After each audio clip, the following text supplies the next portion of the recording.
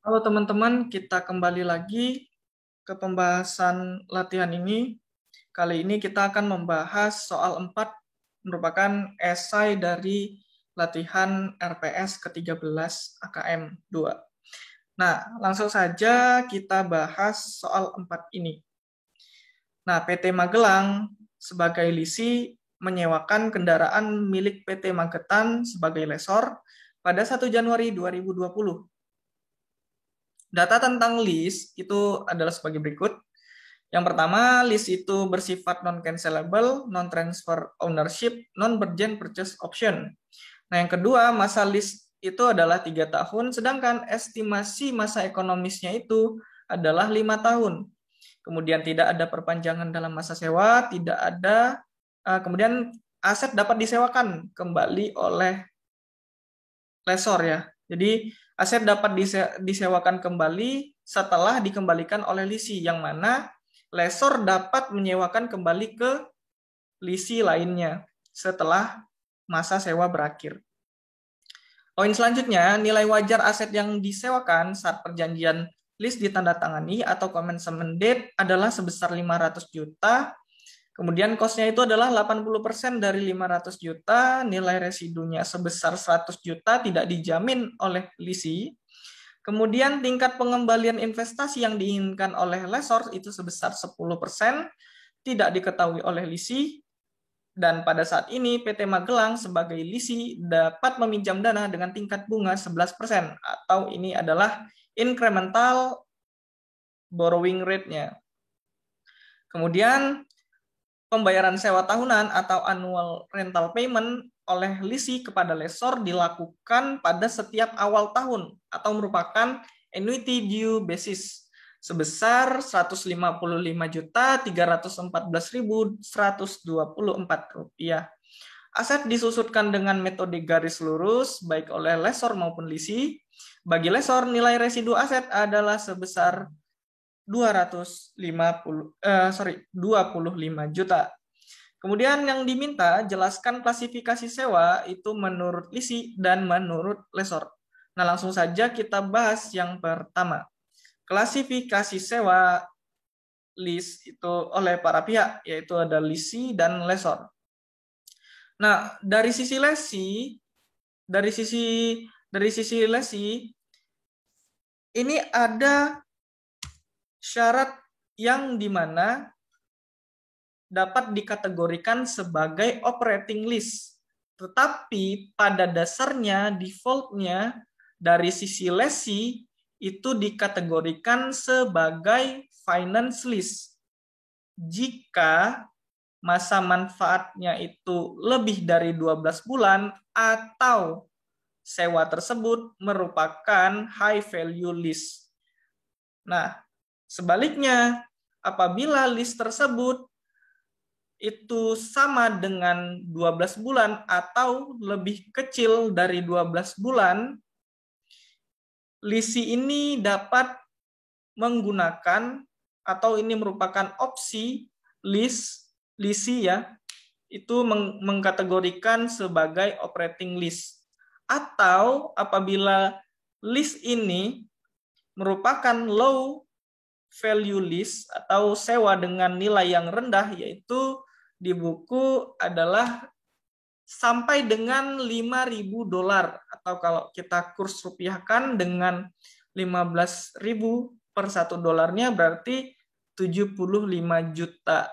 Nah, apabila di bawah 75 juta atau sama dengan 75 juta, lisi mempunyai opsi mengkategorikan sebagai operating lease. Nah, karena di sini klausulnya adalah 3 tahun termin sewanya dan merupakan high value lease, maka lisi itu dapat mengklasifikasikan sebagai finance lease. Tidak dapat menjadikan operating lease ya, karena tidak terpenuhi tadi ya.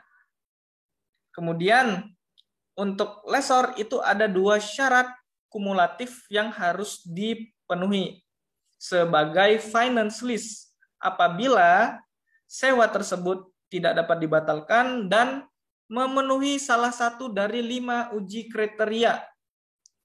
Oke, kita lihat dari klausulnya, sewa ini merupakan non-cancelable atau tidak dapat dibatalkan. Nah, salah satu syarat telah terpenuhi, ya, syarat dari finance lease itu telah terpenuhi. Nah, karena syarat ini sifatnya kumulatif, maka harus juga terpenuhi salah satu dari 5 uji kriteria. Nah, langsung saja kita uji list ini. Apakah memenuhi kriteria? Nah, yang pertama, 5 uji ini pertanyaannya yang pertama adalah ada transfer kepemilikan. Nah, di sini dikatakan non-transfer ownership. Artinya pertanyaan yang pertama ini tidak terpenuhi. Nah, kemudian apakah ada BPO? Nah, di sini di klausul ini non-burden purchase option sehingga tidak terpenuhi ya. Kemudian pertanyaan selanjutnya, masa sewa lebih dari sama dengan 75% usia ekonomis aset. Nah, di sini diketahui itu 3 tahun masa sewanya, kemudian 5 tahun masa ekonomis aset, sehingga rasionya itu hanya 60%. Sehingga uji nomor 3 ini tidak terpenuhi.